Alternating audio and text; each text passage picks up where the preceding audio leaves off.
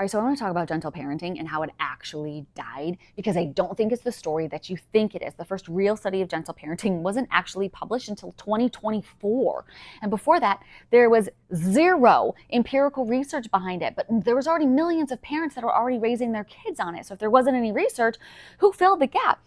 Instagram accounts. There was a few names, millions of followers, and that became the entire research platform for a generation of parents. But it is worth noting, to get to my next part, that some of these platforms, they didn't actually claim gentle parenting, okay?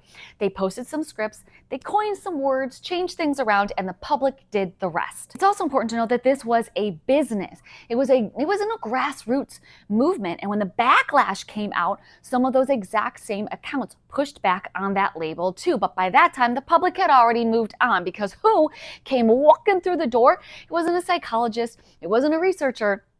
It was Kylie Kelsey, a football wife, the former field hockey player. She did a solo episode on one of her podcasts in February 2025, and it was just kind of like a comment in bypassing, and then suddenly the public wanted to know more. So by October, her entire team built an entire episode spin-off show around it. Which, by the way, I don't even think that the spin-off show is still about parenting anymore, but I digress. The real timeline of this parenting movement is zero research, then we turned it into a script-based movement, which then turned into a passing podcast comment that now snowballed into a whole cultural movement with still zero research behind either side. We didn't really upgrade to something evidence-based. We just changed who the internet had decided to follow. And I really think that that's worth sitting with. None of this was ever about gentle parenting or the fuck around and find out. It was never about the label, right? It was about parenting itself.